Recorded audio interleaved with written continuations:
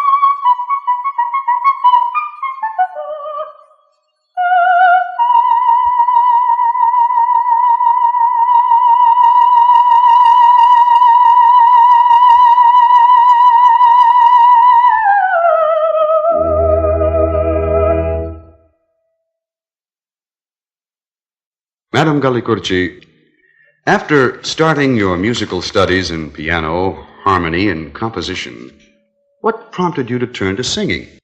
Well, I had the advice of the great composer Mascagni, who was a friend of our family. He used to come around and hear me play my piano. He followed my piano career. And one night we passed the old masters, Bellini, Donizetti, because he was always very interested in that old school. And it happened that the page of Buritani was opened up. I just read it from being a good musician by that time. If I say so myself, excuse me. That's right. And I sang the part that you know best because you have heard it from the records. So there he looked at me, very astounded, and says, "Why don't you make a career in singing? You have such an unusual timbre and a way to phrase that is quite personal. So start in that and try, and I'm sure you'll succeed." Madame Galli Curci, in your first New York performance in Dinora, the audience, and I quote, went wild with excitement at the conclusion of the Shadow Song in Act 2. How long did it take to quiet them in order to finish the opera?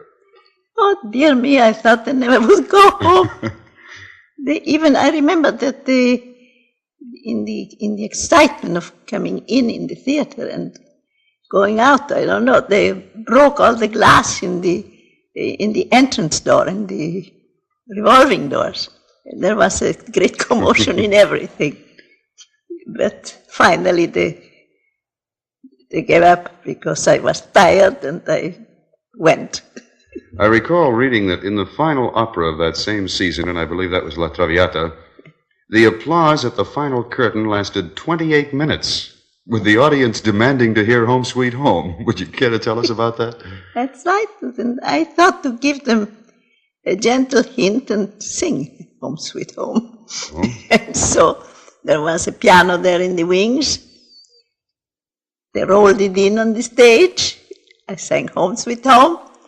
And yet they wanted something after Sweet Home. But I just put down my little foot there. You recorded on both acoustical and electrical recordings. Was this transition difficult for you? Or did you find one easier than the other? How do you compare the two from a performance point of view?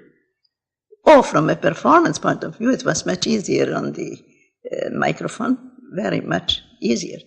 The first on the big trumpet there was terrific. We had to go back for high notes and nearby for pianissimos, and it was terrific. It got to be considerably complicated. Yes, very uncomfortable. How about your reaction on hearing the playback of the electrical recordings after being used to the acoustical ones? There were things that I liked better in the first one. Oh, really? Yes. In the other recording, I must admit, it gave more the volume of my voice. Well, I liked them both, you know. Mm-hmm. Of the three classifications of the soprano range, coloratura, lyric, and dramatic, which do you feel is the most demanding?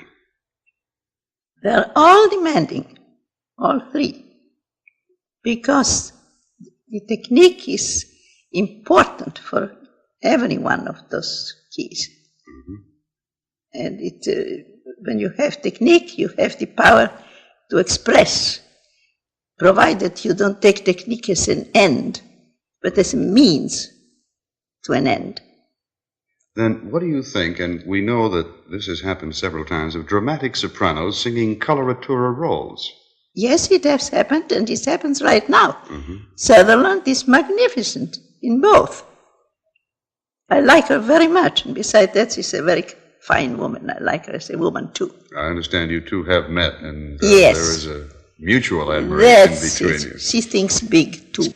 Among your other accomplishments, Madame Galli Curci, You've become quite proficient with a brush and palette. Yeah. When did you discover this talent? And you know, when I couldn't sing anymore for that operation I had, I thought, well, I'm still an artist. My soul is still the soul of an artist, and I can change the tools and try myself in another field and have some fun there.